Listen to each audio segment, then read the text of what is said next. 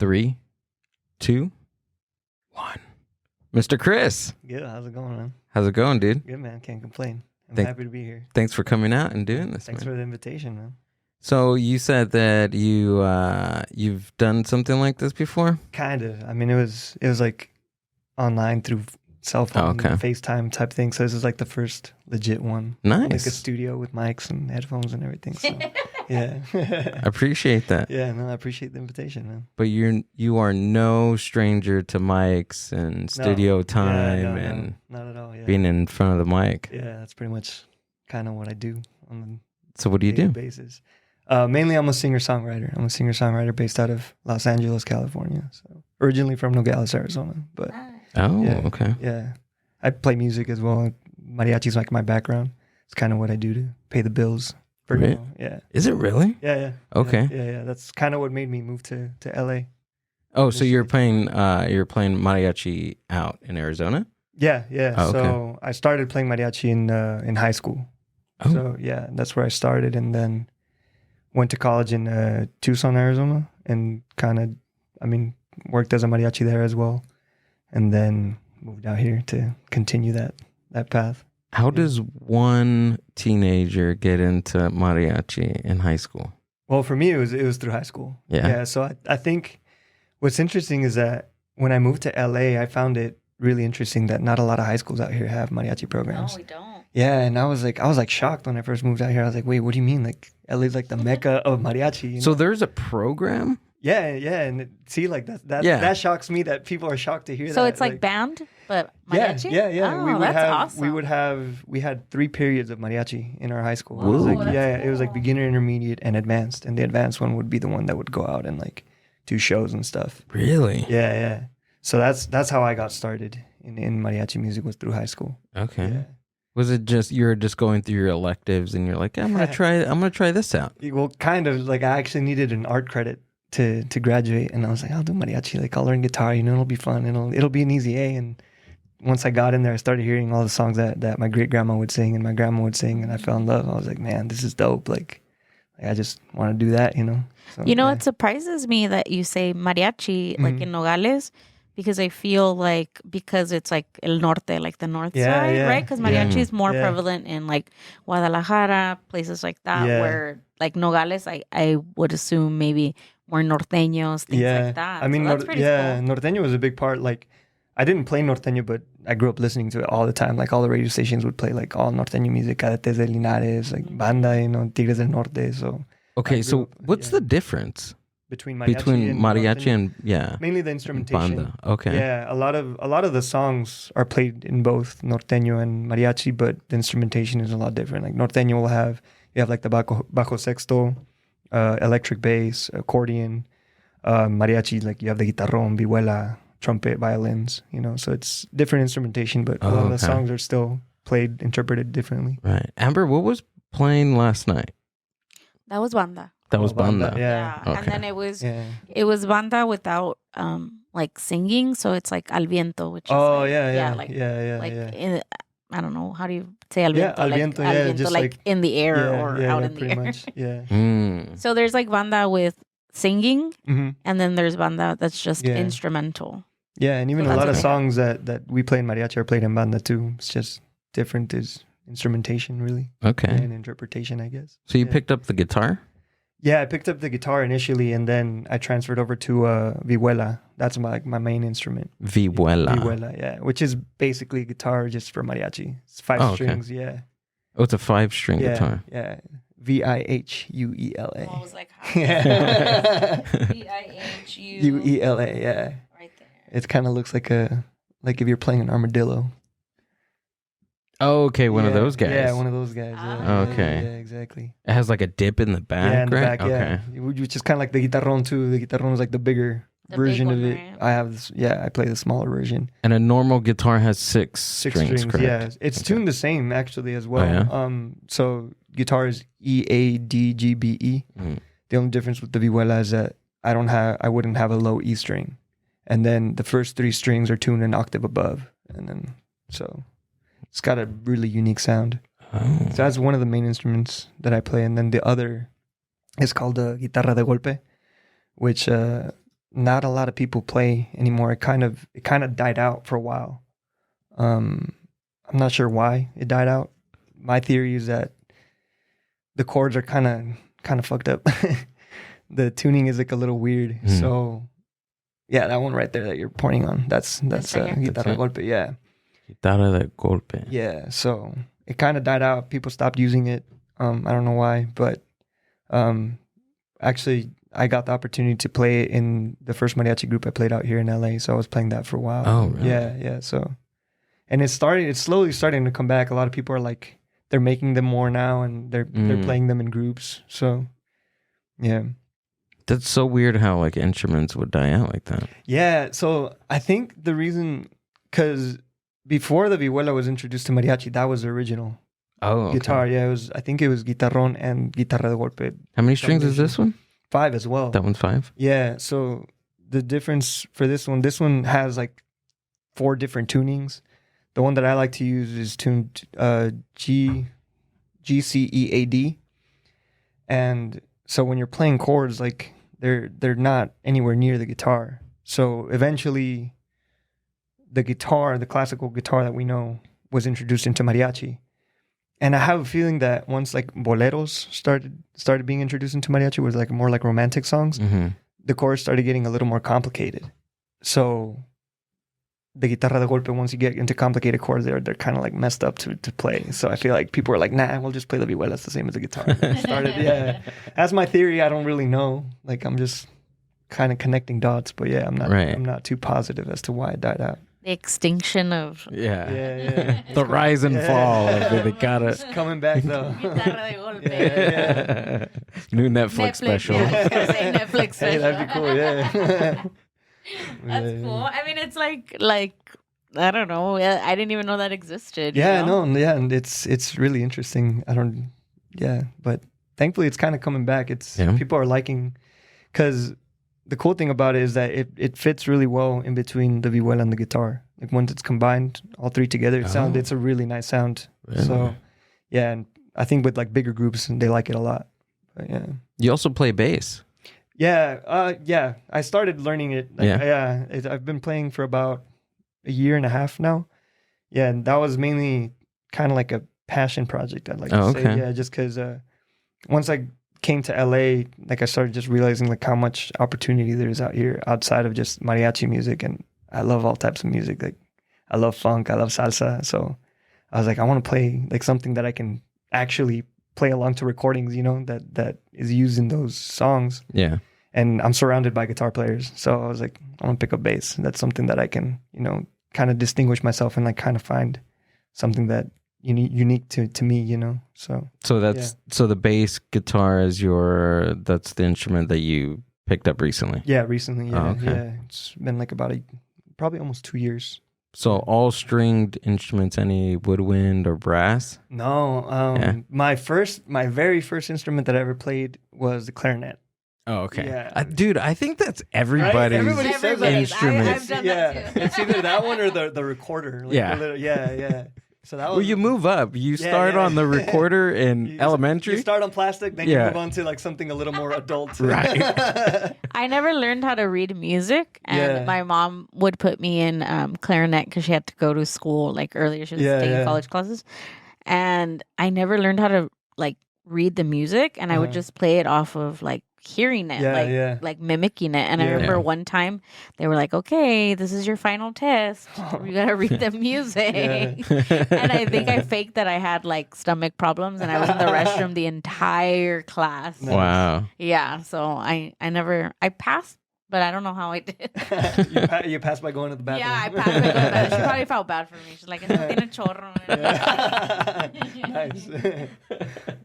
Yeah, that was my first one. And then, I played saxophone for a little bit. Oh, okay. Yeah. I picked up sax for a couple of months. Just a couple of months. Yeah. Which one did you play? The alto. I played alto sax. Yeah. Yeah. I played that for like maybe 3 or 4 years. Oh, okay. I think. Yeah, and then once I got into high school and just started doing mariachi, I was like, this is all. Yeah, this is it. I played trombone for a year actually too. Oh, okay. And it's funny that you say about the music, because I never learned how to read bass clefs. I just couldn't my brain couldn't switch from treble clef to bass clef. So yeah, it's so weird. Even I mean, I think brass is just a total like your like the pressure on your mouth and just the way you throw air into the instrument. It's totally different from woodwind to brass. Yeah, I feel like I don't know. I feel like I was always better at playing instruments with my hands and I was just like with like air for some reason. So, I don't know, but no, that makes sense. Yeah. That makes total sense for me. I'm like a hands-on kind of guy. Yeah. So, yeah. Have you tried playing accordion? No, I would love to though. Yeah, that's one thing. Cool. Yeah. I play the air accordion. Amber plays a mean air accordion. Mean air accordion. Listening to some Ramon Ayala. Yeah. I think we all do that shit. Get a couple of beers in her, and she's a little Ramon Ayala over there. Ramona. Yeah, there you go. No, yeah, that'd be an instrument I'd love to pick up. Maybe later on, once things like settle down and stuff, just as another passion project. But yeah, that's a fun instrument for sure. Yeah. It looks fun, dude. Yeah. I've seen when in the mariachi that I used to play it, we would hire a guy because we'd back up artists like once in a while. So we would like back up like Paquita la del Barrio, and she would always have an accordion player. And that guy, like I would see him play, I'm like, man, that looks so fucking cool. Like he just looked like badass. Like, let me show you who Paquita is. Yeah. You don't know who Paquita is? He doesn't. No. Oh man, it's like the long lost aunt of Donald Trump. Yeah. Is it really? Yeah. You'll see. Yeah. This is why I have fun. Every day I teach them someone new or something. Yeah, There you go. Oh, okay. I've seen her before. Yeah, you for sure seen her. Oh, okay. Yeah. She sings like songs about hating men. Against men. Whoa. She was like the first feminist. Yeah. Oh, okay. Yeah, she's exactly like Donald Trump, but just the opposite in female version. I think there's like a meme. Oh, is it? Yeah, I think there is. I've seen it with like their hair and stuff. Yeah. Paquita. She still does shows too, man. She's still touring and stuff. It's crazy. Is she? Yeah. Oh yeah. Wow. On my way here, I saw a sign that said that she was doing a show somewhere. I'm like, damn. Oh, there it is. Yeah. Ay, pobrecita. Pobres. Yeah. Oh, okay. That's cool though. She's still. Yeah, no, and honestly, the crowd goes crazy for her, man. Yeah. It was insane. Every time we would like play with her, I was like, damn. Is she nice? Oh yeah, she's super dope. Yeah. She's super, super cool. Yeah. That's cool. Yeah. That's really cool. Yeah, that's cool to even say that you've played with her. Yeah. Because I mean, I would hear her songs like growing up and stuff, like Rata Imunda, like all that type of stuff. Rata de dos patas. I remember I told my grandma, I was like, I'm gonna play with Paquita, and she's like, like tell her to sing this song. I'm like, well, I'm sure she's gonna sing it. Like I can't tell her what to play, but I'm sure she's gonna play my grandma said. Yeah. That's cool. Who else have you played with? Pedrito Fernandez. Okay, we backed him up. Backed up Pepe Aguilar as well. Oh, Angela. wow. Angela Aguilar. Nice. Ana Barbara. Cool. Trying to think if I'm missing anybody. I've heard of Pepe. Yeah, Pepe, I've heard of him. Pepe's dope. Yeah. That guy, man, he's on it with his like business and like his whole like strategy of keeping the music alive. Like he's really cool. Yeah, super professional guy. He's a big motherfucker. He's huge. Really? Yeah, he's huge. Can you pull up? I've heard his music, but I don't think I've seen him before. Yeah. Yeah, he's really tall. Yeah, he's dope too because he's like super like traditional and stuff, but he's all tatted and like looks like a rocker. Yeah. Oh. Yeah. And then he does shows. He performs shows with both of his kids. Yeah. Dang. Yeah. It's called Jaripeo Sin Fronteras. Yeah. He looks scary. He's actually really, really cool. Is yeah, he? he's super dope guy. Yeah. But yeah, he like you walk up to him, you're like, oh shit, man. Yeah, so he's all tatted. Yeah. Oh, that's super cool, man. Yeah. And so I think initially because the Aguilar family comes from a dynasty. They're like a mariachi dynasty. Yeah, like his dad was like the first to start like singing. His name is Antonio Aguilar was his dad. Mm-hmm. So he sang like rancheras and stuff. And then Flor Silvestre, which is his mom, I believe. Yeah. Yeah. Was also a mariachi singer. And so then he kept the tradition going. But I think when he first started, he started playing with rock music. He like kind of dabbled in rock and then went into mariachi. And now he has his daughter Angela, who's like a phenom, and then his son as well, Leonardo, who's he's actually a really good songwriter. And yeah, so. You know who else? I'm a big fan of Intocable. Oh, I love them. I love Intocable. Yeah, but yeah. them too, like the singer, he has a lot of like rock like background and he's all tatted up and everything. I think that's really cool that you can bounce like back and forth like you know, through different that's genres. What these guys do? Yeah, so actually they have a song together. I don't know if you've heard it. Intocable and Pepe Aguilar. I haven't. Yeah, it's really, really good. And Leonardo, actually, the son, wrote it. Pull it up. Yeah. What's it called? No me hablen de amor. A mí no me hablen de amor, I think is what it's called. Yeah, and Pepe Aguilar. Super, super cool song. Yeah. I've seen Intocable about 7 times. No way, I'm jealous. And one of the times that I seen them, Cadetes de Linares opened up. Oh, nice. It was like that's super, super cool. Yeah, that was pretty cool. This one? No me hablen de amor, yeah. Sorry, I don't know how loud it's going to be. Yeah, so Intocable is super cool. Yeah, they're one of my favorites. Just like right away, you just like feel like you're like, oh shit, what's gonna go on?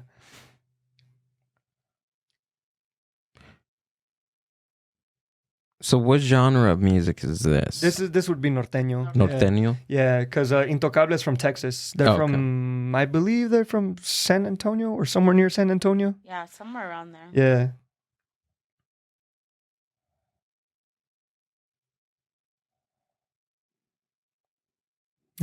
Pepe's the tallest one there.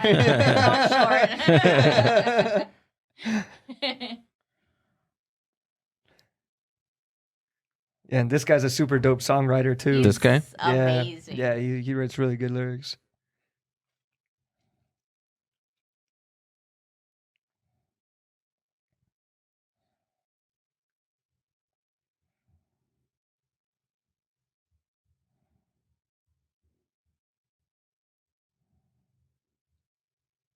So what region of Mexico would you say that this type of music is from? It's from the north, yeah. From the north? I think if I know, I think norteño music was kind of born in Monterrey. Okay. I'm not too sure though, so don't quote me on that. But like, let's look it up. Yeah, I think it's from Monterrey is where it originally started. But mainly, I mean, border towns is where it really kind of. But yeah, I really like Intocable because they kind of experiment with a lot of sounds. Oh, okay. I think that's what's beautiful about like music in general is that you can listen to different types of music and it still translates to other genres, you know. Yeah, see, it's Conjunto Norteño music is native to the Mexican states of Sonora, Chihuahua, Coahuila, and Nuevo León. Yeah, so all the border towns, yeah. Arriba Sonora, that's where I grew up. Nice. Nogales. That's so cool how like certain type of music, like even American or Mexican, like the region, like you can tell, you can hear the region inside the music. Oh yeah. You know? For sure. I feel like that's more prevalent in like Mexican music for some reason. What do you think? Oh yeah, I mean, or is it?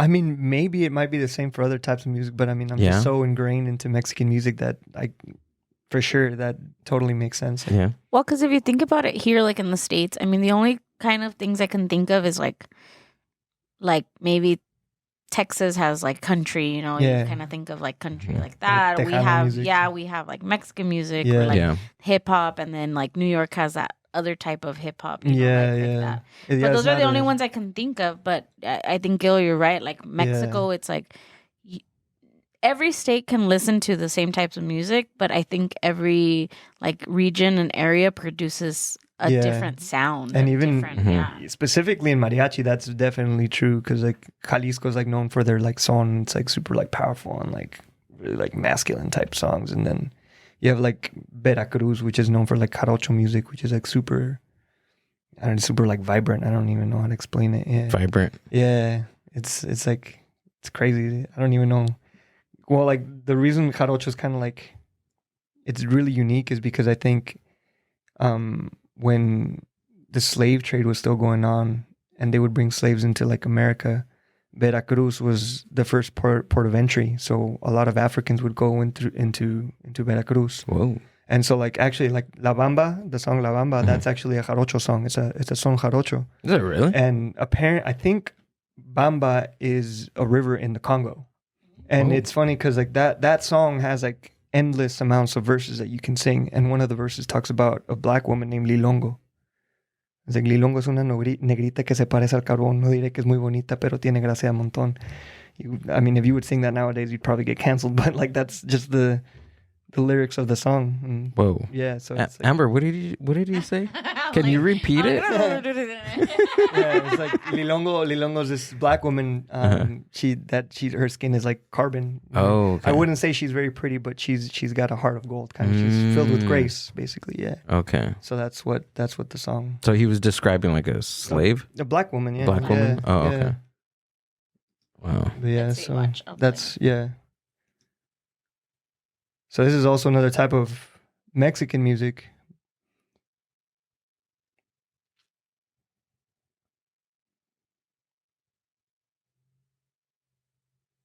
Yeah, and they're known for like the harp.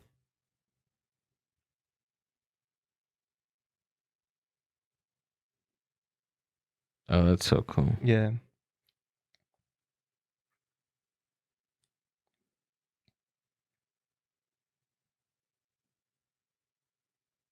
That's really cool. Yeah.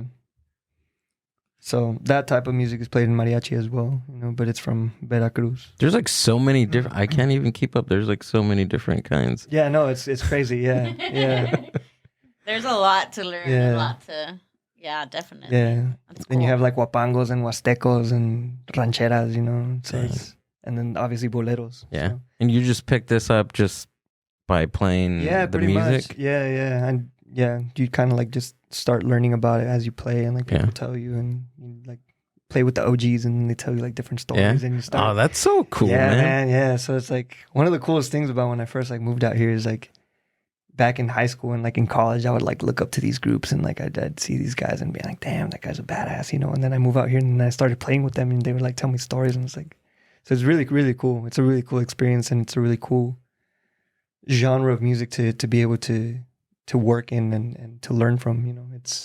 I'd say it's a blessing, that I was able to get introduced into that type of music. So how long have you been out here? I've been out here for 5 years. Wow. I moved out in 2018. Oh, okay. Yeah, I moved in 2018. Dang, that's cool. Yeah. Nice. So. Do you feel more connected, like with the music and things like that out here? Yeah. Is that, I mean. Yeah. It's just, there's more work. Yeah. And the reason I moved out here was to work in music, and specifically mariachi. Now that's kind of changing. I want to do a whole bunch of other things, but yeah, like you can't really make a living. I mean, you can make a living out of music in outside of LA, but for what I want to do and the type of things that I want to do, like I got to be in LA, either LA, Miami, or New York, but LA, I love LA, LA's it's where it's at for me. It is, right? Yeah. So how's the mariachi scene out here? It's endless. Is it? Oh yeah, man. Like I've played with so many people that I probably will never see again. Like it's a huge community. Like it's crazy. Like I've played with groups that I'll probably like never even see again, or like I'll probably see them this weekend or something, or next weekend. Or so how like rock and roll has like certain waves, or certain type of genres have certain waves. Yeah. Like what type of wave is mariachi in, like currently? Damn, that's a really good question. I feel like it's kind of, personally, I feel like mariachi is in this weird spot where it doesn't know how to evolve.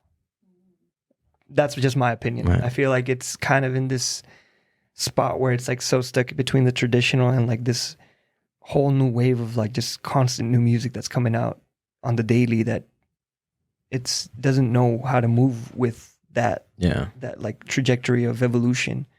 And I feel like it's slowly kind of breaking the mold. Like you have like artists like Cristian Nodal, who's kind of introducing like norteño into mariachi, and like those songs are slowly trickling into like the mariachi scene here, and like you play them at gigs, and even like songs now that Angel Aguilar is like releasing, they're like playing in gigs. So it's kind of like breaking the mold, but it's still like, I feel like it's like kind of still stuck. Yeah, it's like on the brink of evolving in a certain type of way. Yeah, so that's the way I see it. I feel like that's where it's at right now. It's kind of trying to see how to still hold to the tradition, but still like kind of evolve to stay alive in a way. Yeah.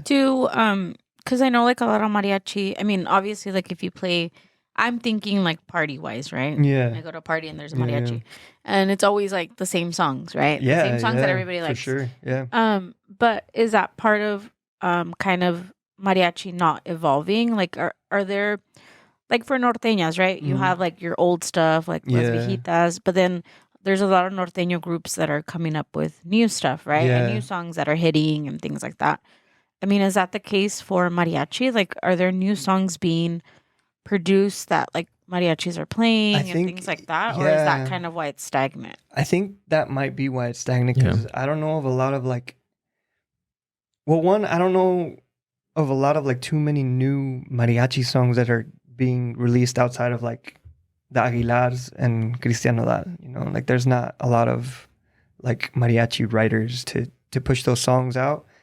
And also I feel like just the listenership isn't there for mariachi anymore. You know, like it's like people know the songs, people know mariachi songs, and people, you know, like still want to hear them, but like there hasn't really been much new stuff that even mariachis like want to learn to play for people, if that makes sense. And they're not blasting them in their car while they're in traffic, no. right? So it's like, and that's the thing is that also like why a lot of mariachis kind of get like mad is like we go to gigs and people ask for like banda stuff, and mariachis hate banda. You know, they like oh, that's a banda song. That's not even mariachi. You know, and it's like, so it's, I mean, sometimes you got to learn those songs too because people ask for them. You know, yeah. But so I think that's what's interesting about it. It's like it doesn't know where to move.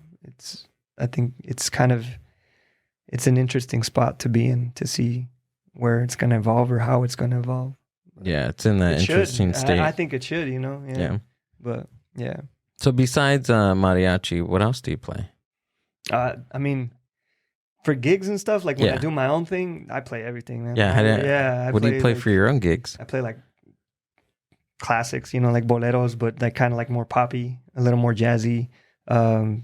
Little bit of R&B. I mean, I'm not an R&B singer, but I like you know, I like John Legend and stuff. So more like, he's not really like R&B, I guess. He's like more soul, but stuff like that.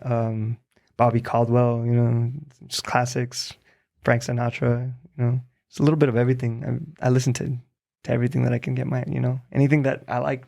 You know, it doesn't matter the genre. I'll listen to it. Do you like metal? You know, I haven't gotten too much into metal. No, but I kind of want to just because of like the bass. Have you heard of Metalachi? I have, yeah. One of my friends actually played there. Yeah. Oh, really? Yeah. Okay. Yeah, I seen them like a few times, like a few years ago. Yeah. How was it? It was pretty cool. Yeah. It was random. We were doing what event were we doing? Oh, the Lagunitas Beer Circus right there. You see that? I have the poster right there. Yeah. So we did that, and they were doing jam in the van, like on the premises, and then they also did it inside the it was like Black Sabbath played too. You ever heard that band? So it's a Black Sabbath cover band. Yeah. But all the musicians dress like McDonald's characters. That sounds dope. Yeah. There's Metalachi. Nice. Are they Latinos? I believe so. Yeah. I think so. Someone, I think, I don't know who it was in that band that reached out to me to be a part of the group. Oh, really? Yeah, cool. But I mean, it's just hard for me to be a part of a group because I'm nice.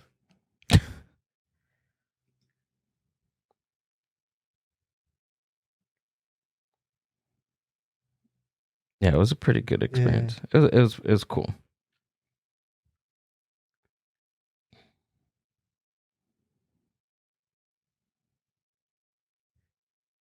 Yeah, I can't remember if it was Metalachi. There's another mariachi fusion with like metal. Yeah. That. This is the only one I know of. Yeah, I know that there's one more, but I can't remember the name of them. Yeah. That's cool. Yeah. Have you seen this before, Amber? I haven't. No. No. Yeah, I don't even know if they're around anymore. They are they? Yeah, I think so. Yeah. I probably just got out of touch of like their like their gigs and stuff. But look up, I think that they're called Black. Look up Black Mick Sabbath. So he can see these guys. They're wild, dude. I mean, that sounds wild already. That sounds like a dope. Mick Sabbath. Oh, I could have sworn I put it. Like McDonald's. Yeah, but I had put it in it. Autocorrected. 2 words. Yeah, wait. I don't even remember. I can't remember the different McDonald's characters. I know 3. It's Ronald McDonald and the burglar and that like Barney looking one. See there? Oh, there we go. Oh, they look scary. That's them? Yeah. I think they played in 2019. That's crazy. That even might be at TR. Oh no, that's not them. No, that's them, but it's Mick Sabbath. Or is it? Oh, Mac Sabbath. There we go. Mac Sabbath. And Damn, how does he play in that? I was about to say. I was gonna ask you, like, can you do that? Hell no. That's crazy. He's all passed out. That's insane. Hey, props to them because they probably like gotta be able to play their instrument without having to like look at anything. Like it's all muscle memory at that point. Yeah. The McBurglar. That's crazy.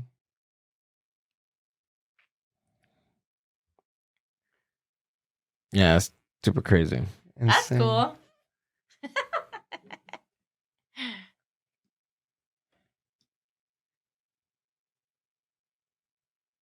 Is Ronald McDonald the singer? I can't remember, dude. I haven't even seen Ronald McDonald yet. No, it looks like it's just the mono ring. Is it? Yeah. I thought I seen him. Yeah, right there. Oh, yeah. Oh, there he is. Yeah. Lord. Jesus. Let's go to Show Amber. If I could send in the back. I'm sure their shows get crazy, right? Yeah, it looks like it's gonna be crazy. Yeah. We oh, that's pretty cool. Oh, they even. Yeah. Do they change the lyrics up? Yeah. Yeah, they did. Oh yeah. Yeah. That's cool. That's funny. That's cool. Yeah, so the original song's called War Pigs, but they named this More one Ribs. More Nice. Ribs. That's sick. Clever. Yeah, super gimmicky, but Hey, I mean, yeah. looks like fun though. Yeah.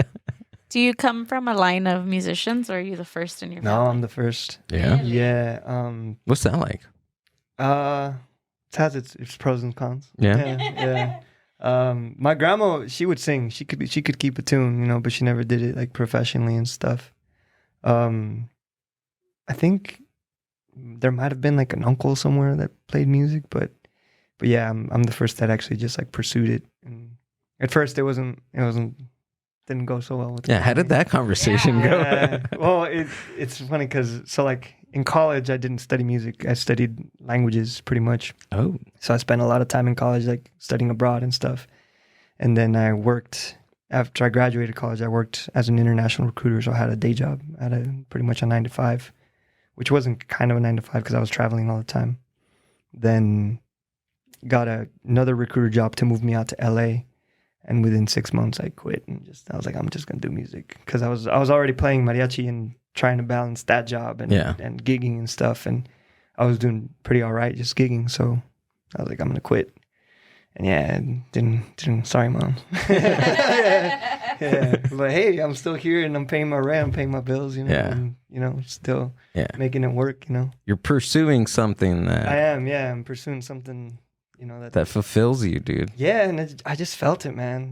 Like that's one thing that's like really hard to explain. It's like sometimes you just feel things, and even though it's scary and it's like it's terrifying, but it's like you just feel like you got to rip the Band-Aid and you just got to go for it, 'Cause at the end of the day, like, not to sound super cliche, but I mean, we do only have one life, So True. It's like, why not just do the things that you love, Absolutely. Yeah, and it's like the job that I had was cool, but it wasn't really what I wanted to do, you know, like now I'm out here just, you know, living, playing music. Like, you know, I'm not exactly where I want to be, but shit, I'm paying everything that I need to do. I'm living off of music, you know, like writing songs, just playing gigs, like performing in front of people, you know.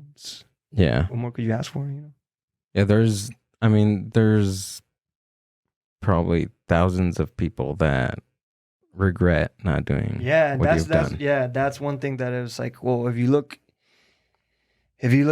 down the line when you're older and you're like 80 years old and you look back, it's like, well, shit, I worked in an office all my life. And it's like, you know, what else could I have done? It's like, that's not something that I don't want to be 80 and be saying that, you know. I want to be 80 and be like, I fucking rocked it, you know, like, I know I tried, gave it my all, you know. Exactly, dude. I don't want to be 90 years old and saying, damn it, I could have dressed up like Ronald McDonald and played Black Sabbath songs. Rock band called Black McSabbath. I think we're gonna have a whole generation of like viejitos, like old people like ourselves. Yeah. Just freaking no one with like insurance, medical insurance. Shit, no one with 401ks because we all. But they're living life. Dude. We're great. We're awesome, dude. Who needs life insurance when you're fucking shit. Yeah, I mean, hey, that's a vibe. Honestly, straight up. Yeah. I feel like that's the way to go. When you said you studied languages, what do you mean? So I studied languages. So I studied Italian, I studied French, I studied Portuguese, and I studied Arabic. So you know all those languages? I don't. No, not really. Not anymore. I can hold a conversation. What I say is like, so I'm bilingual for sure. I grew up speaking English and Spanish, but I can bullshit French, Portuguese, Arabic, and Spanish. And what's the other one that I said? I can't even remember. Italian. Yeah. So like, if I'm around it, and like, if I go to Italy tomorrow and like I have to be there for like a month, like I'll be able to communicate, make my way around, and you know, understand what people are saying. But it'll be a slow progress to just get everything to go back. Yeah. And so, what was your main objective with? I love languages. I love traveling. Aside from music, like my other passion is to travel. I love traveling. I love just exploring new cultures and just getting lost. And so when I was in college, I actually studied abroad 3 times. Oh, yeah. Wow. Where'd you go? I lived in Italy for 5 months. Nice. I did a summer program, which was a month in Paris and a month in Dakar, Senegal, in Africa. And then I lived 5 months in Jordan, in the Middle East. Whoa. Wow. Yeah. So it was cool. Yeah. Have you gotten anywhere recently? Nah, no. I haven't been able to travel just because it's hard with work, you know. Yeah. And but hopefully soon, you know. Hopefully music will be able to provide that. You know? Right. That's the goal, to be able to just like travel and do music everywhere. You know? Yeah. Yeah, both of your passions and combined in one.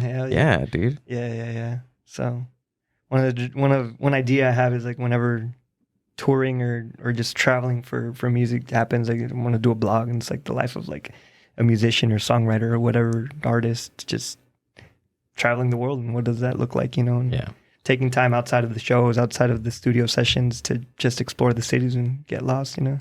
That's one thing that I always like to do, is just wherever I traveled, usually if I had something to do, I try and go a day early and then just walk.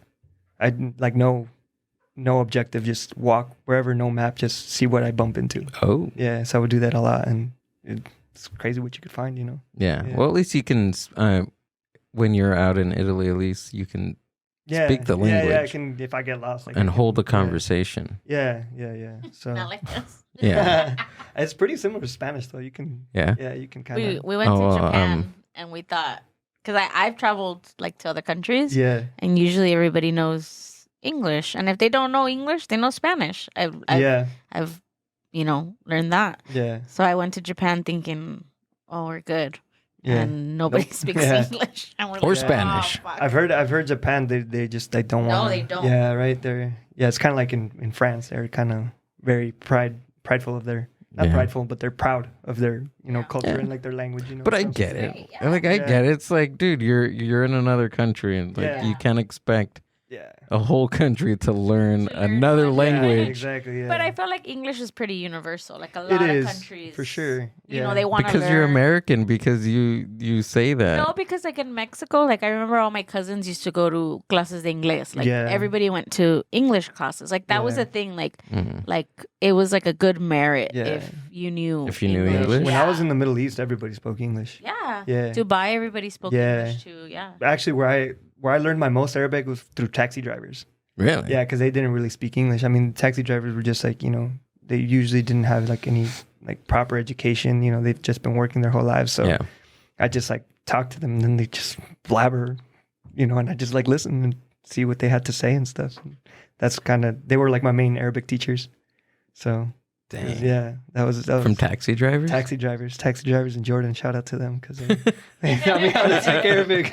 Watching. Yeah, because the thing about Arabic too is it's like what you learn in school is way different from what they actually speak. What? Yeah, like it's actually like a really extreme difference because it's like the closest thing I can compare it to is like if you learn Spanish and they teach you Spain Spanish and then you go to Mexico and then you're like, oh, what is it called? There's a certain name for it. Castellano. Yeah, so it's similar to that where it's like you have dialects in Arabic, and that's what you learn in like Spanish class, right? The Castellano. You learn Castellano, and everybody understands Castellano, but even then it's like it's similar. Still, it's very similar, but in Arabic it's like a whole different, totally different. Yeah, so like you learn in Arabic in college, they teach you what's called Fosha, which is like standard, and that's what you hear like on the news and the TV stations and stuff. But then you go to like different countries in the Middle East, and they speak different dialects. So like in Jordan and like Syria and Lebanon and Palestine, they'll speak what's called Levantine Arabic or Shami, and so it's like way different. And then Egypt has its own dialect. Morocco has its own dialect, which like not even like other people in the Middle East can understand. Saudi Arabians have their own dialect. So it's like, Whoa. Yeah. So like I got there and I was trying to talk to people and nobody, like they would understand me, but I couldn't understand them. Oh. So I was like, well, shit. It's like if you went to Mexico and you went like somewhere deeper, like in, and they speak like Nahua or something. Yeah, like you that, go to like right? Oaxaca and then they start speaking their like indigenous language, and you're like, well, this is in Spanish. That's like, what cool. the fuck? You know, That's really cool. Though. So that's So can you even learn? Can you learn that the native language? What of Nahua? Yeah. I think that there's one mariachi friend that I have actually. I think is taking a course on it. Oh, really? Yeah, right now. Like here? Yeah. Yeah. And I think he goes to the College of the Canyons. Oh, okay. Yeah. That's cool. Yeah. So last night I gigged with him. He said that he was taking Nahua classes. Is that similar to Spanish or not really? Nah, I don't no? think so. Yeah, it's like it's way different. The only that'd be awesome, dude. If I don't speak Spanish, but I know Nahua. Yeah. You gotta learn both. All right. The only like Nahua word I know from what I've heard is avocado in Nahua is aguacate. Aguacate. Yeah, aguacate. TL at the end. That's like the main like Nahua like sound. And aguacate. Apparently aguacate in Nahua means like testicles. Whoa. So that's where the word for avocado comes from. Oh. I think. I don't know. That's what I heard. I don't know if it's true or not. But TL? What's up with that Asian writing right there? I don't know. Going to Japan again? I know. I know. We're all. It's picking up the location. Hear it. I don't want to learn it. I think that guy that's kind of bald, the 59-second one, I think I've seen that video before. This one? Yeah. Yeah, I see.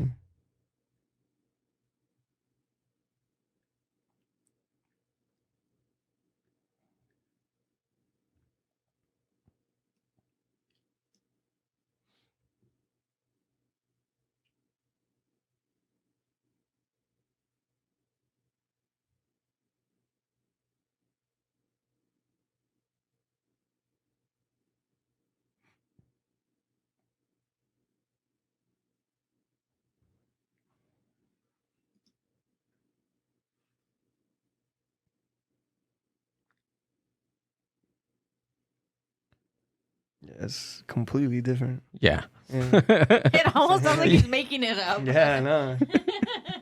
But it's cool. Yeah, but it's so amazing how like this language, or even just like all languages are still like they're still like alive. Yeah, for sure.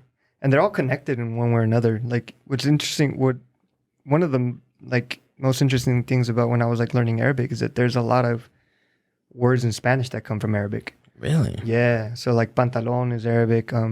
One of the craziest one for me was like in Spanish we say like fulano, like ese fulano de allá, like that random dude. That's an Arabic word straight up, and they use it. Whoa. They use it the same way. Really? Yeah, like hey fulan, like then I was like I heard that and I was like whoa. I was like wait bro, like you Mexican or something? Dang, I didn't know that. Yeah, fulano's an Arabic word. Azúcar.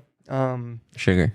Almohada was one that tripped me out. Capillo, and it's the same. It means the same. It means the same thing. Shit. So in Arabic, it's al-mahadda, which means the place where you put your cheek. Oh. That's what almohada means. It's like mahadda is your cheek, and then al-mahadda, or khadda is your cheek, and then anytime you add an M in front of a word, it means the place where you do that. Whoa. So al-mahadda, the place where you put your cheek. Yeah. You said it was Lebanese, right? That's just Arabic in just general. Arabic in general. When I went to Dubai, they would ask me if I was Lebanese everywhere I went. And they were like, because a lot of like Lebanese people also look like Latinos. Like, and they'd be like, Lebanese? And I was like, no, when I was in Jordan, everybody thought that I was either from there or I was Turkish or Armenian or something. Yeah. But I was like, nah, even like Mexican. You're like, no, I don't even look Mexican, from Arizona. but I'm Mexican. Yeah. Even like the trompo de al pastor.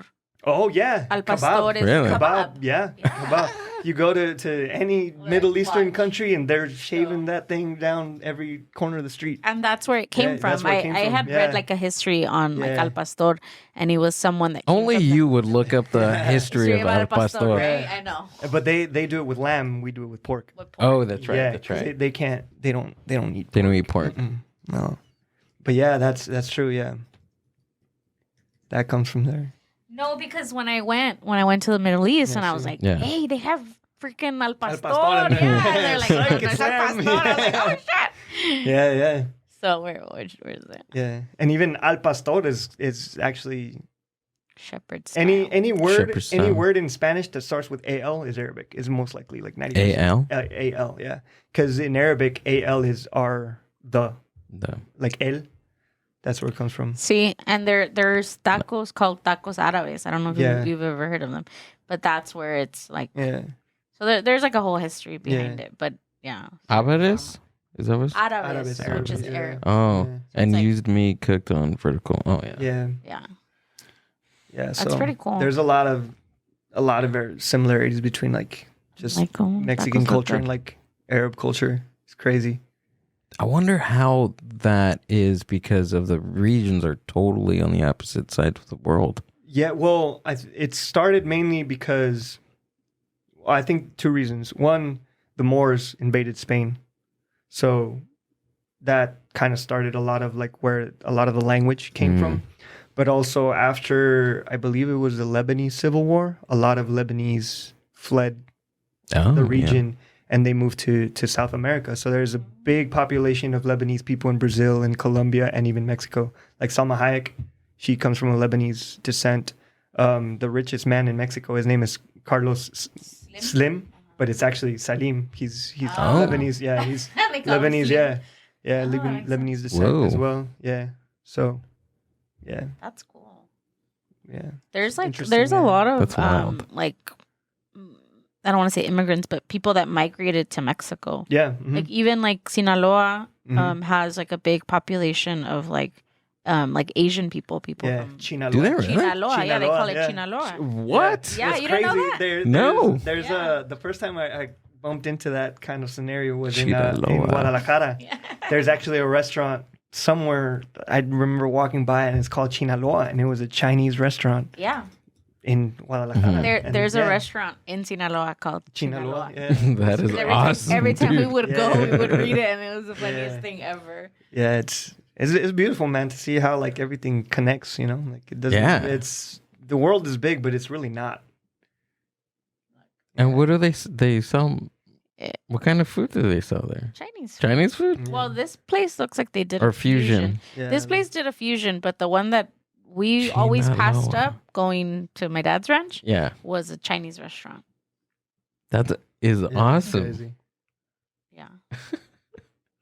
I remember too, like in like Ensenada, there's a big like Asian population too. And the first time I ever seen, I was young and I went into the Chinese food restaurant. And I was like, why are we coming to Chinese food in Mexico? But it's really good. And then one of the little girls there, which was her parents owned the restaurant, and she was watching novelas, but she was a Chinese, little girl. Wow. And I'm used to seeing them here and, not knowing Spanish. And her Spanish was like, impeccable, right? Impeccable. Whoa. I mean, she was born there, and she was all talking about the novelas, and she's like, mira, and I was like, oh my God, like, and it's crazy, but it's really cool. What's crazy too about that you say novelas, when I was in the Middle East, a lot of Middle Eastern people know about Mexican culture through novelas. Yes. Because they would play them on TV, but they would just translate it. So like I would be over there and they would know about Vicente Fernandez, they'd know about like Pepe Aguilar, they'd know about all these actors because they would see the shows.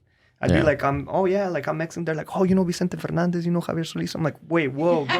Whoa. Where are you going with this? Yeah, I was like, stop. Because, I had to tell them, like, I play mariachi music, and they knew all about it. Oh, that's awesome. Yeah. That happened to me in Cuba. Yeah. Our taxi driver picked us up, and he was playing Vicente Fernandez. Yeah. And I was like, what the fuck? I mean, they speak Spanish, but I was thinking, they did music more like Cuban music, and he was like, oh no, I love it. He's like, we get because they're a communist country still, so he says that they would get like contraband like cable, and since Mexico's just like right over, I don't know how they did it, but they did it, and they used to get this thing called el paquetazo, so all the shows that they would like blacklist there, like sell on the black market, were all novelas, like music videos in Spanish. And he's like, no, we have a huge population that loves norteños, that love novelas, that, he knew all like the, fierro pariente and all those things. And it was really, really cool. And he's just like, my dream is to have like a tejana and botas. Ándale, cabrón. Yeah, and I was like, damn, I wish I could send them to you, but obviously they won't let them keep them. But he said that was his wish, so maybe one day. Yeah, and what's crazy about like Cuba too is that we play boleros, like romantic like type music, and bolero comes from Cuba. Oh, does it really? Yeah, bolero. From what I know, it originally started in Cuba. Cuba was kind of the birthplace of the bolero. Really? And then it kind of trickled over into Mexico, and then the trios started playing it, mariachis started playing it and everything. So, so it's all connected, man. Yeah. And no matter where you go, you're going to find a connection to your culture one way or another, That's interesting. Yeah. That's what I liked about traveling too, is like you would always find like little things like, we're not that different, from other people. Like we might not speak the same language, but we still share a lot of similarities in the way that we live and the way that we like communicate and the music that we listen to and entertainment, You know what blew my mind was there was, I think, I don't know where I seen it online, and it showed it was like a piece of sushi or sashimi and like aguachile. Okay. And they were like drawing connections on how like it's basically the same. I think it was aguachile. Oh, interesting. Yeah, or it was like a rolled used. I don't know. It was something like that. Similar. Yeah. Yeah, but even food too. Oh yeah, food is like. Yeah. Like, dude, the al pastor thing freaking blew my mind, man. Yeah. I thought you knew that. I thought I had told you this. I've seen it before, but I didn't really think about it. I didn't think about it. It's like, it's lamb. And I mean, even like going deeper, like, in Mexico we use tortillas, and in the Middle East they use just like a bread that's a little thicker than a tortilla, naan, but it's like a type of naan bread, but it's kind of the same thing, like pretty much. Yeah, even the spices, I mean, are the same. They love spicy food too, so so all of their food is like super spicy. They use a lot of rice as well, rice, chicken. See, and that was something that I thought was pretty like astonishing, was that our taxi driver, the one from Cuba, he was like, what do tacos taste like? Damn, what do you mean? Crazy. I was like, you never had a taco? How do you explain that to somebody? I know, yeah. Because he says, so they grow a lot of maize, they grow a lot of corn out there, but none of that maize stays for them. They send it out. Kind of like the book, Gill, that we were reading. Yeah. They still do the same thing. So he says, he's like, we never learned to really use corn as like something for us to really eat. Yeah. He said, so he's like, no one, I'm like, you guys don't know how to make tortillas? Like, you could literally make tortillas out of corn. He's like, no. He's like, we don't know what tortillas are. We don't know what they taste like. Like, so he was asking me, like, what does a taco taste like? And I was like, man, I don't know how to tell you. Like, but he says he's seen him on TV in the novelas or in the things like that. And he's like, so I was like, oh, that's cool. Yeah. It's also crazy that like Mexican culture is so prevalent around the world. Like it's a very, I feel like we take it for granted sometimes how strong Mexican culture is to the world. Cause sometimes I'll be like listening to like songs that I like, you know, like Joan Sebastian or like Vicente and like on YouTube, and I'll scroll through the comments and I'll see like people from like different parts of the world, like people from like Guatemala and Ecuador and Colombia, or like people like even in Europe would be like, I'm not Mexican, but something about Mexican music just speaks to me. Like almost like without fail, almost every video that I see of like a Mexican singer or Mexican song, like someone's like, yeah, like Mexican music, Mexican novelas, you know. Yeah. I mean, there's something about it. Like I'm learning Spanish. Yeah. I've been a No Sabo kid my whole life. There's no shame. I'm learning. You know? But like even me, like I'll hear something, like if me and Amber are somewhere like at a party or something, and I'd be like, or I'm cleaning, or she's cleaning, and I'd be like, well, hold on, what are you listening to? What is this? Or we were at a funeral, and there was a mariachi there. They're playing for playing inside the place, and there's just something about it, dude, that just like it speaks to you. Well, my mom says that mariachi levanta muertos. It raises the dead, you know. It's like there's something about the music that just, you know. Yeah. It's funny you say no sabo because Spanish is not my first language. No? It was my second language. My dad's white. Oh, okay. Yeah, my dad's he's from New Orleans. So he's as white as they come. Wow. Yeah. So I'm half. I'm 50-50. So, okay. And then he was in the Air Force. So I was born in North Carolina. I was born in Fort Bragg. Whoa. And then we lived in England for a year. So how was that? Do you remember that? I don't remember. I was super young. Yeah, I was super, super young. So, and then my parents split when I was 4. So that's when we moved to Nogales. Mm. And so, I mean, prior to that, I was just surrounded by English. Like there was no, you know, my mom would speak to me in Spanish, but, you know, I was just around English the whole time. So when we moved to Nogales, my grandma would take care of me, and my grandma doesn't know any English. And I didn't know any Spanish. So, you know, we had to figure it out. And then one of my cousins who's the same age as me pretty much, he's a couple months older than me, he didn't know any English.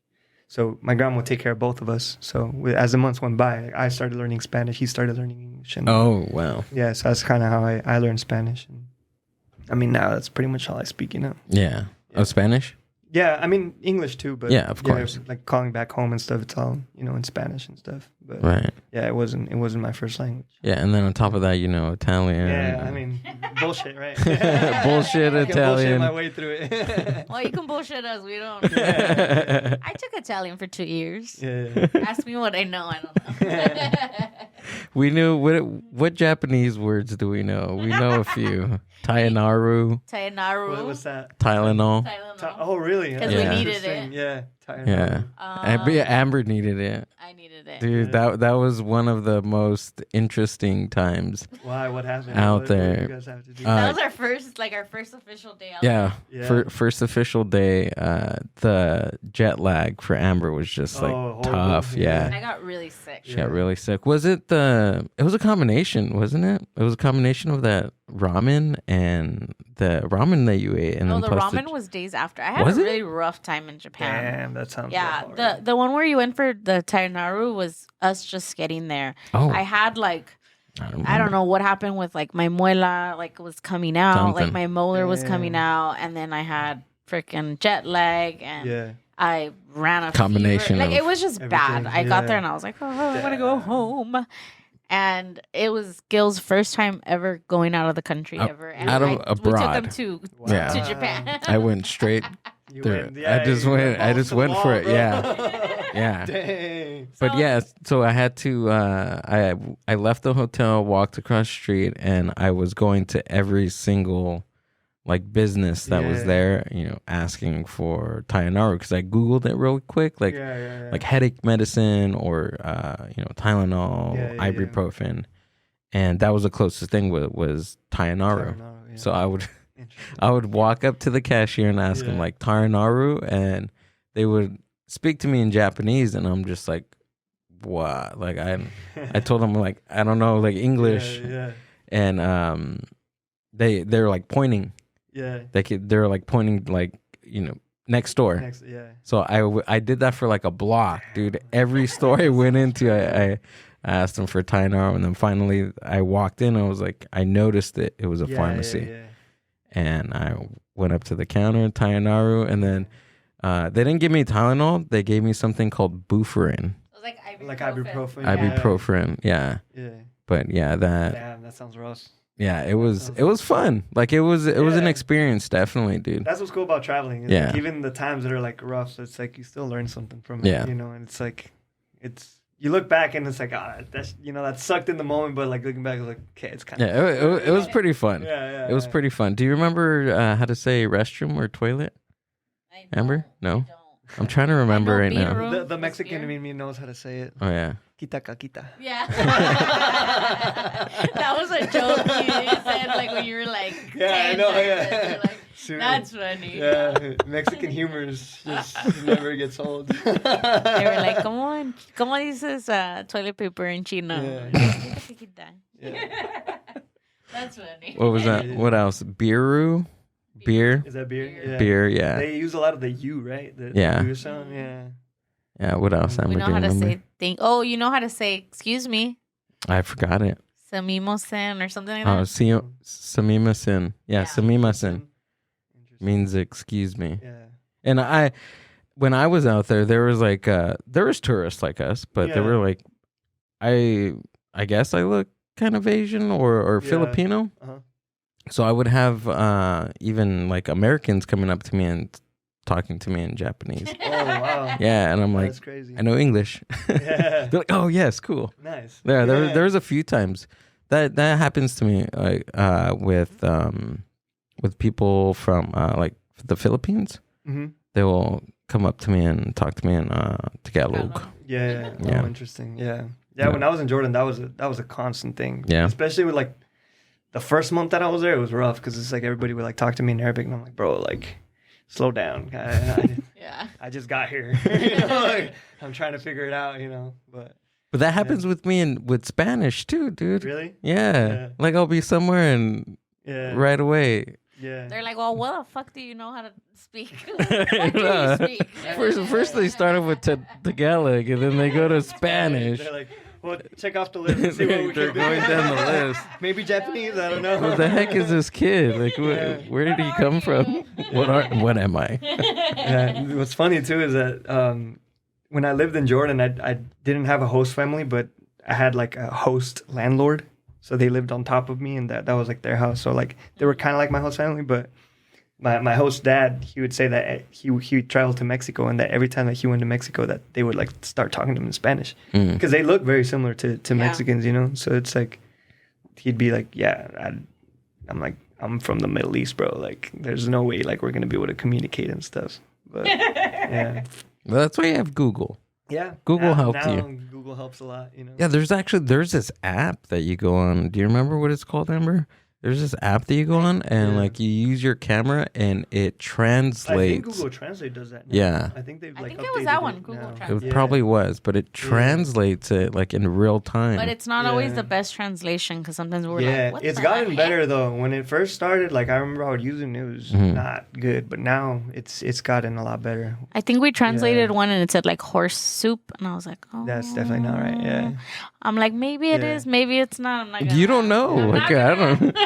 I'm not gonna take that risk. That sounds good. I couldn't really use Google Translate like for Arabic because Arabic is like it's kind of a complicated language, but not really because like they base their words on like three letters. So like most of their vocabulary is based off of 3 letters, and those 3 letters represent like a certain idea. Whoa. So like you have like KTB.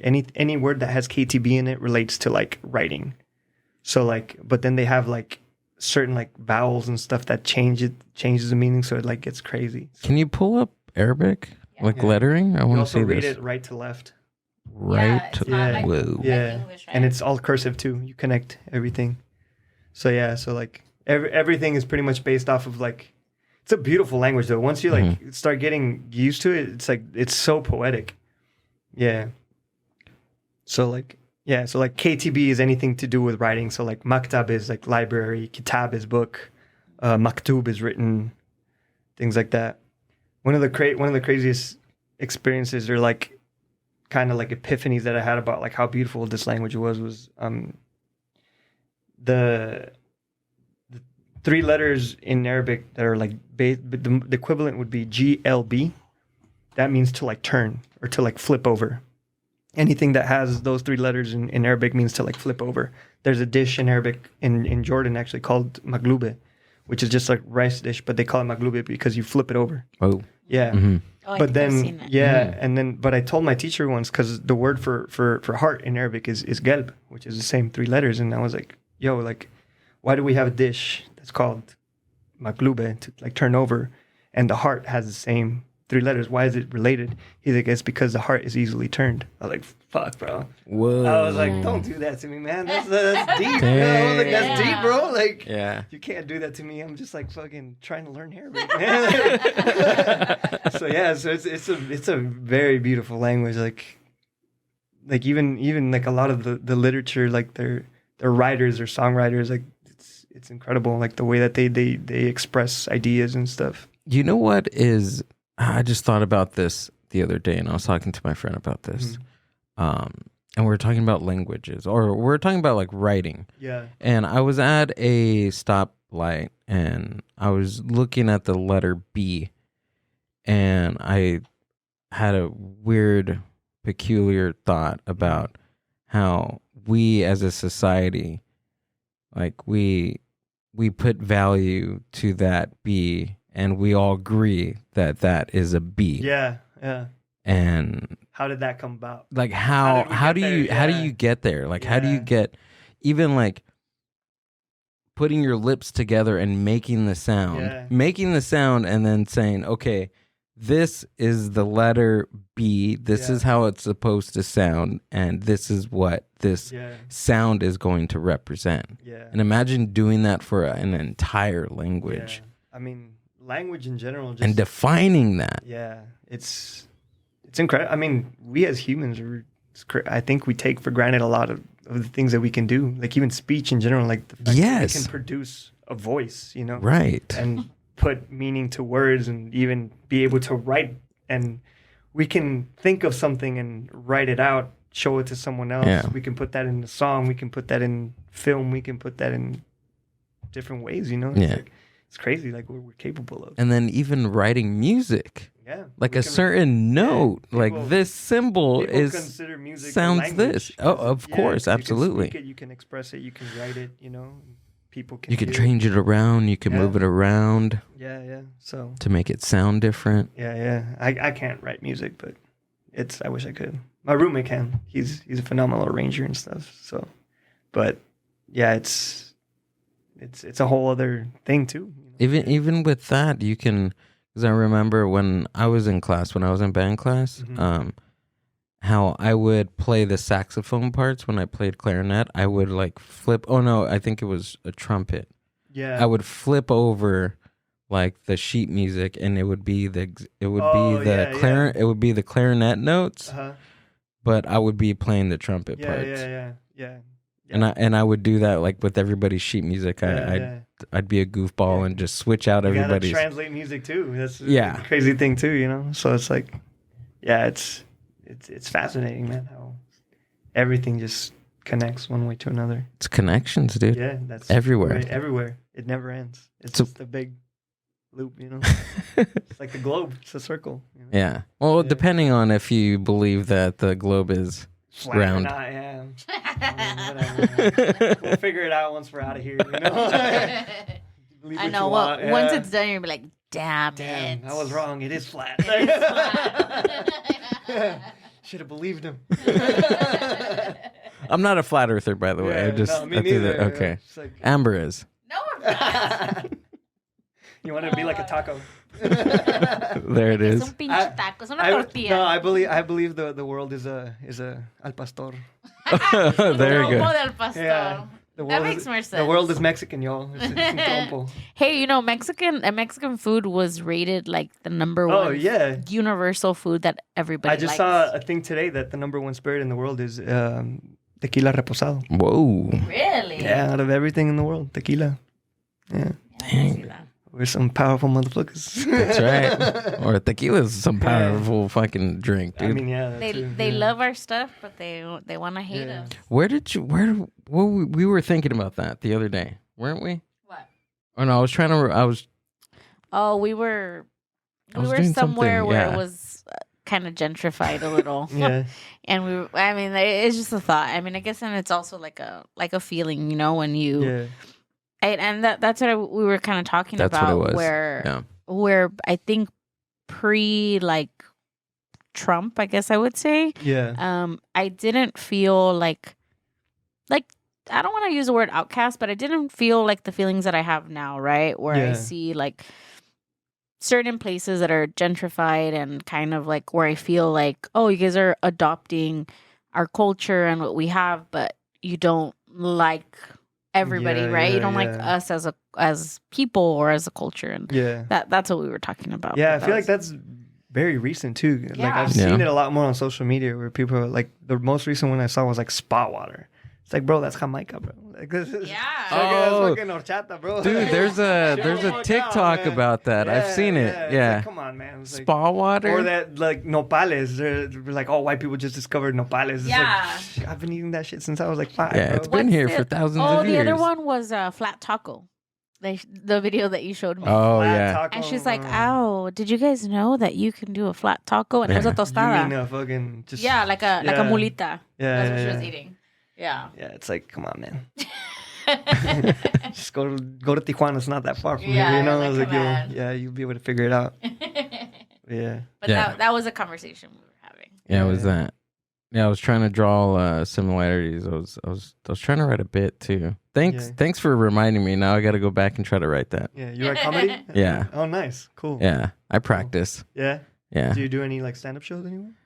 Recently, what would you say? I do. I practice. Yeah. We do open mics at the cafe. Yeah, I actually signed up for one at the horchateria, but I got a gig last minute, so I had to. When was this? Was this Wait, when was this? Back? Yeah, I can't remember when it was exactly. I want to say I remember your name. We gotta go back to the spreadsheet and check them out. You out. were blacklisted. I think. This motherfucker didn't come. Never again. No, never again. No. Yeah. Oh, you signed up? Oh, I did cool. sign up. Yeah. Cool. How long ago? It was a couple months back. Was it? Yeah. Okay. I can't remember if it was like January or December. Probably. Yeah, but I got a gig last minute. Yeah, of so course. I had to take it. Yeah, but I did sign up. Man. Well, I've seen you guys post. Again. Yeah, I know. I've seen you guys post, and I'm trying to hopefully like arrange it so I can come out, go. dude. Yeah, no. It's pretty fun. Yeah. It's pretty fun. The last we just recently had a show on Thursday. Yeah. It was a pretty decent show. You do the Artemente there too, right? We did it on Friday. It was our first time. That was our first one. Oh, really? Yeah. What? It's just like an exposition of different artwork and stuff. Nice. Yeah, we had it was an exposition. It was a exposition of artists that have done the podcast. Oh, cool. Yeah, and then also we had a musical performance by Ceramic Turtle, which is a friend of mine, and we met through the open mic. Okay. He's been on the podcast before, and it was a really good time. It was a good turnout. Great. Yeah. It was the first time that we did something like this, but even the artists were very appreciative and asking when we were going to do the next one. Yeah, I mean that's super dope that you guys do that, because I mean you're providing the space for art, you know. And it's like, that was fun. Yeah. Yeah. Today we did a clothing swap. Oh, nice. Yeah. Yeah, so you guys are on it. Man. We're busy. Yeah. That's super cool. Yeah. Props even to you guys. Yeah, even they were asking for the people that show up to the clothing swap. They want it every month. Yeah. Too. Yeah, they were asking. Yeah. Yeah. Or how often do you do this? Yeah. So you guys are gonna start doing it more often. Yeah. I think so. What do you think, Amber? I don't know. I want to. Amber's a mastermind of everything. How long have you guys had the coffee shop? Amber could take this. Yeah, so we opened 7 years ago. Oh, wow. We just turned 7. We forgot our own birthday. But yeah, we opened 7 years ago. So it was my sister and my brother-in-law. And then they kind of pulled me in. I'm always the one that's like, yeah, let's do it. I don't know how to do it, but I'm going to do it. Yeah. And then recently they pulled me in. We pulled Gill into the family business. That's cool. Nice. Like mafia. Just kidding. The churro mafia. The churro mafia. We're like, come on. That's what's up. That's super cool. Yeah. But yeah, dude. Next one we have. We're doing next month. So next month. Okay. Yeah. Once we get a date for that, I'll shoot it over, dude. That'd be awesome. Yeah, I would love to, man. Yeah. So you stay busy too, right? Yeah. I mean, I try to. That's the main thing. Got to in LA, Got to always be on the move and stuff. Yeah, I pull up his IG, dude. Yeah. So we can take a look. And it's basically just a bunch of bass covers, and I just did a cover with my roommate. Dude, honestly, I'm not gonna lie. That is what drew me in. Your bass playing. Really? Yeah. Really? Oh wow! Thanks. Yeah. Like your. He's like, that's it. No. It was the bass playing because you played a Ramon Ayala song. Oh yeah, man, norteño music. Yeah, it's dude. So much fun on bass. Like, it's crazy. So yeah, norteño is probably like, aside from like salsa, I think norteño is really fun to play on bass. Like it's always moving. It's always moving. Yeah. Amber, I think it's the one of me in the blue shirt that I was playing the norteño one right there. Amber, you can I'm like, how do I lower it? Adjust it on the caster. You're right. You're right. And it's this one, right? Okay. Yeah, the USB. Yeah. Yeah. Yeah, it's so much fun, man. See that's where accordion comes out. Yeah. Yeah.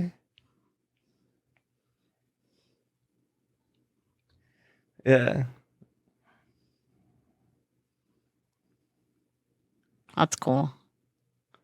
Yeah. So that's pretty much when I'm not like out gigging and stuff. I'm at home just trying to like learn songs. And, that's cool. Yeah, figuring them out, just listening. And can you do the same songs on a 4-string bass guitar? Yeah. It's the 5-string is just adding a lower string. So okay. Regular. Oh, that's what it is. The 4-string bass is tuned to E, A, D, G. The 5-string just has a low B string, so it just adds a little extra huevos to it, It's a little more, you get some lower notes on it. So. Blanquillos? Yeah. Pretty much. I learned that one last week. Blanquillos. Now he wants to use it. I don't know if out of context and everything, out of just throw it in there. Yeah, I don't think he used it correctly, but...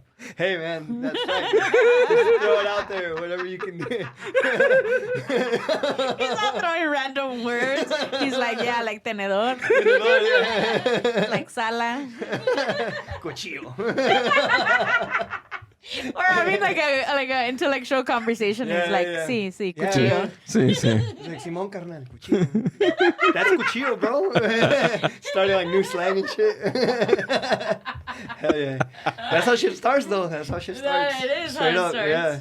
That's how you do it, dude. A lot of like Mexican slang. That's how it started, was like through like the mispronunciation of like English words. Yeah. Like firulais, like, you know how we call like dogs firulais? It means like free of lice. Free of lice. Free of lice. Really? Yeah. And the coolest one that I think is like chambear. The word like chambear, to work. We, like in mariachi, we use like, tengo chamba, like I got work. That comes from like when I remember this. Yeah, it's like the Chamber of Commerce. Chamber of Commerce. So it's like when people were like look for work, they would go to the chamber and it's like, pues pa dónde vas? Pa chambear, to the Chamber of Commerce. And that's how the word. Yeah. Now it's stuck in our language. It's like, well, chambear, I'm gonna go work. Whoa. Yeah. What other words are There's just a lot. There's a lot that by accident? Yeah. I can't think of it. I can't think of one on the top of my head, but there's there's plenty. plenty of them. Yeah. By accident or just like used like well, you just like constantly. They hear it and they can't recreate the exact sounds or like whatever, and they just like say, even like here. I know in Mexico they don't use it, but here we say like, oh, dame una cora. Like una cora, yeah. Una cora is a quarter. Yeah. They can't say quarter, so they say una cora. Dame una cora. Cora. Yeah, like there's a lot. There's plenty of. What's the word for popcorn again? I love to hear that. Palomitas. No, there was another word that your grandma used to say, Amber. My grandma? Yeah. No? Oh, palomitas. Popcorn? No. You said it like when we were talking to Ramon and Fernie. No. She didn't know how to say straw. Oh, straw. So Popo. popote, Popote. right? Oh, okay. So the it sounds like popcorn. That's why. It almost sounds like popcorn. Okay, I thought it was popcorn. She My was bad. driving. She's like cuchillo, like blanquillos. I don't know what you guys talking about, man. I'm laughing. I'm having a great time. Just throw in a word. Throw in any words, Spanish word you know. Just go Now's for the it. time. Oh man, that was playing darts with words. Yeah. See one lands. to see if it works. To see if it fits. Sobadora. There you go. There you go. Have you ever been to one of those? Sobadora? Yeah. No, I haven't. No, me neither. I want to go. Yeah. Oh, you did drop that thing on your foot today, so you can go rub your foot. Oh. It's like massage thing? Yeah. I went in Thailand. I had a Thai massage. Those ladies are strong as fuck, bro. Really? Holy shit, those ladies are strong. Bro. They're like You came back with like bruises. Bro, I swear, they're like this tall. They're like super short ladies, and like I went in, it was like $20, super cheap. But like they like sit you down on the bed.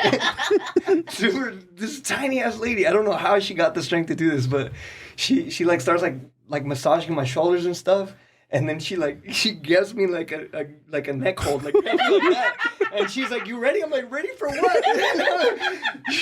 she counts to 3 and then just like cracks my whole back, like my whole back just went like, and I was in shock. I was like, "How is she that strong?" And then she's like, "Ready?" I'm like, "For what?" And then she goes the other side, and I was like, "Holy shit, man!" She's strong. They were super strong. That's cool. Yeah, it was. And then they like pop your toes. They grab your toes. And Whoa. Yeah, it's intense. I gotta go to one of those places. Yeah, it's intense, man. Little do you know, I know how to do it. I'm the little Thai lady. I'm gonna lay on this table right here. Let's do it on air. Heck no, you're just gonna be popping some pills. Blanquillos. Blanquillos are gonna be on the floor. Oh my god. I'll teach how to use blanquillos. Oh, shit. Oh my god.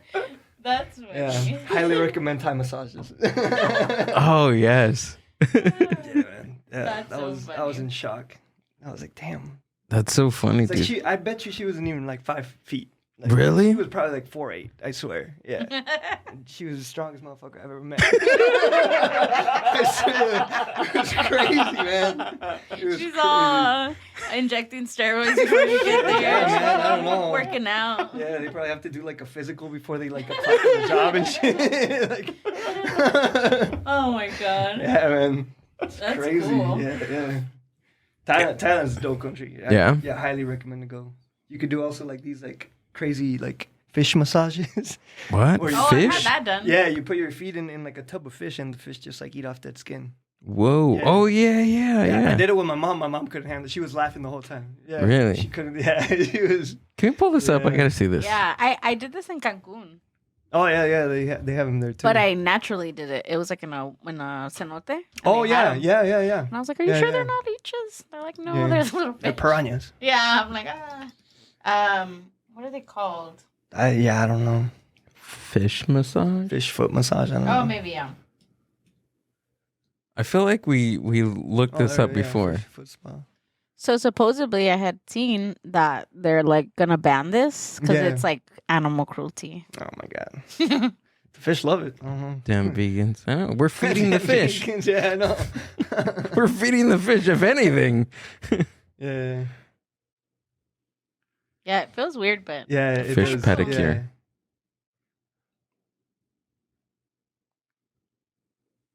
Oh wow, I did not know that. So it's a Middle Eastern thing. Mm.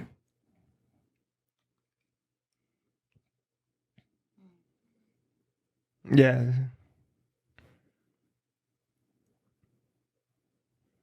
Yeah.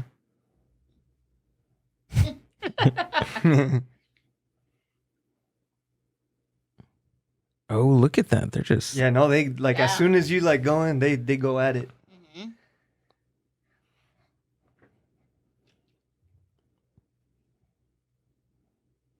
Mm.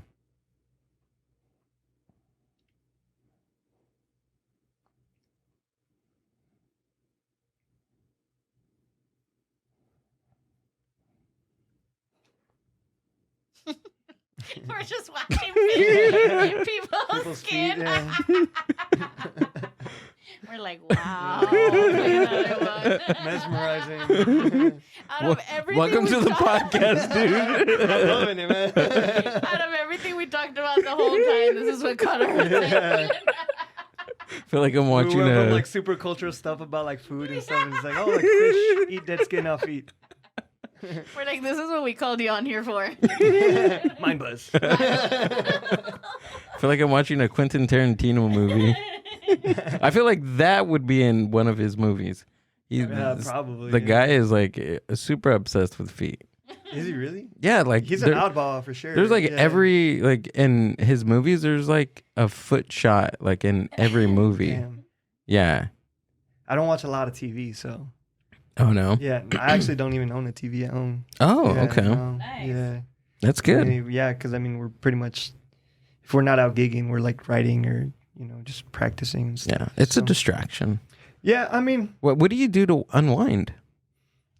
practice. Yeah, really. Yeah, like I enjoy practicing. Like I really enjoy just like, if I don't have to like be on the computer like recording or something, like I really do enjoy just like grabbing my bass, like picking a song that I like and trying to figure it out. Like that's actually really fun to me. Like, Yeah. I'm a nerd, man. Yeah, that's fun. I like songwriting. Like, Okay. yeah, I like songwriting when I'm alone. So if like I have the house to myself, like It feels I'll good. write a song. Yeah, I just enjoy it because it's like it's easier for me to just like kind of let out sounds that I don't. Not that I feel like I just don't get judged if nobody hears me. Even though like I don't care, but it's just a little easier to. Because songwriting it's not like, at least for me, I don't hear something and I can produce it right away. Like I have to like kind of like figure it out type thing. So what's your process? Like, do you hear the words first, or do you hear the melody or the sound first? The majority of the time, the words come to me first, and then I try and like put music to it. But sometimes, like I have a section in my notepad on my phone just filled with lyrics with no music to them, just because like sometimes I think of like ideas and I just need to write them out. And sometimes I don't even use them, but there'll be like certain lines that I wrote down that I'll use in another song when I'm writing. So it's like it's just for me to like let it out and have that idea exist, kind of type thing. Absolutely. Yeah.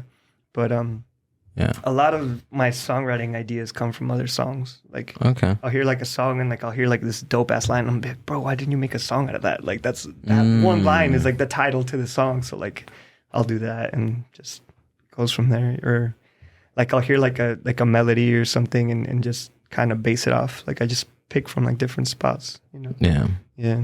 So yeah, I think actually like when I was I think a big part of that's helped me in songwriting was like when I studied languages, because I had to read a lot of poetry to learn the languages. So like, studying like poets from like Italy and France and specifically the Middle East, obviously because they're super poetic when they speak. Like I think that has helped me kind of just help me learn how to write. Yeah. Yeah. Yeah, especially that turnover. Oh yeah, plate the thing, heart. dude. Yeah, Dang, it's crazy. dude. Yeah, no, like Arabs, they have a way with words, man. They're super. Even the way they cuss is phenomenal. Like it's an art form, man. I thought Mexicans could cuss. Arabs, my respects, hands down, they're the kings of cussing, man. Like they go hard. Like, they won't even use bad words. They just say things poetically to me. Like, it's crazy. Like the way that I can't even like think of like an example. I remember one. I think the guy was like, no, like go. What did he say? He said something like, man, like you suck at driving. Like your sister's so bad at this that like even the worst man in this earth will not even want her. Like it's crazy, bro. Like they don't even use bad words. So they're like insults. They're insults, yeah, okay. But they're like very poetic about it. It's crazy, yeah. Let's see if this guy.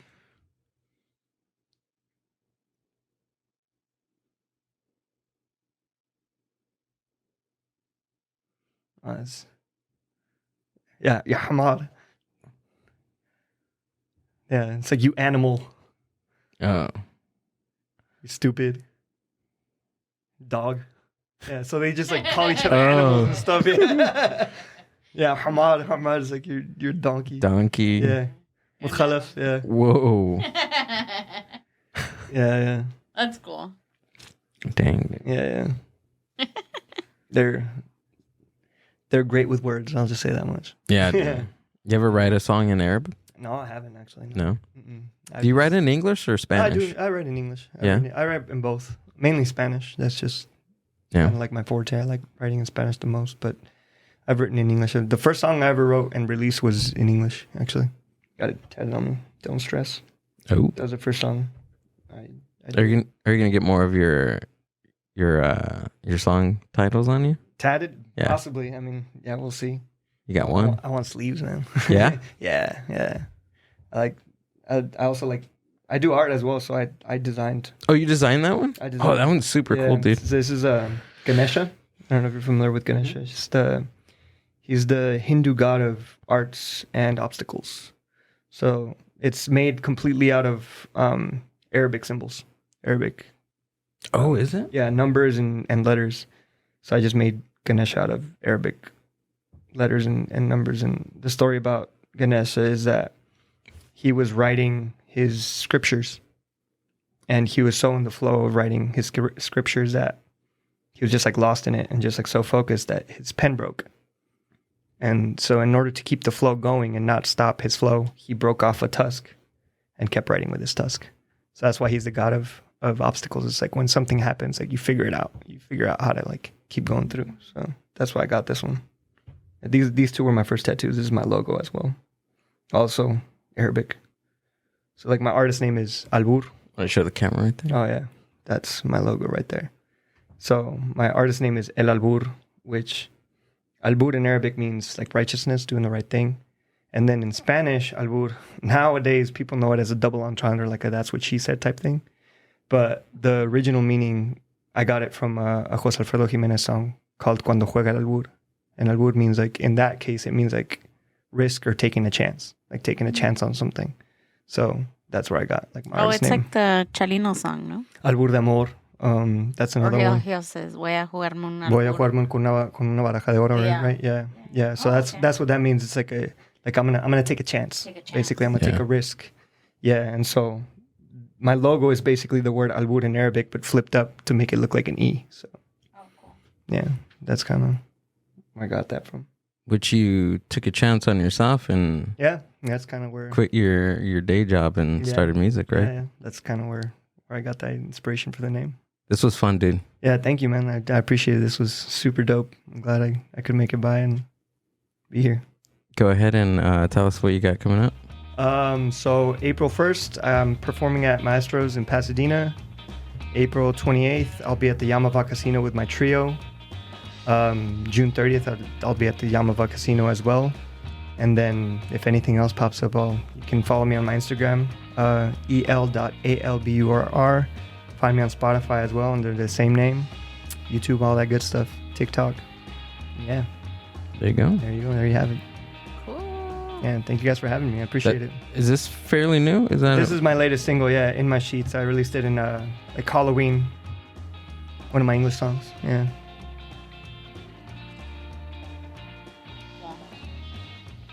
Yeah, and then Duo Renacimiento they're my friends, Miguel Ángel Flores and Ángel Durán. I do most of my music with them. So cool, dude. Perform with them as well. So yeah. Thanks for coming on and doing this. Thank you for the invitation, man. I really appreciate it. Appreciate it. And all of Chris's links to everything will be down in the show description. And if you're on YouTube, like, comment, subscribe. You guys are watching. Yeah, you act like I don't I don't see the analytics or anything like that or the regions. Just go ahead and just hit the subscribe button, and while you do it, hit the bell so you can see all the shorts and all the clips for all the rest of the episodes. But yeah, Spotify, Apple, anything else, Amber? You're like blanquillos. Blanquillos.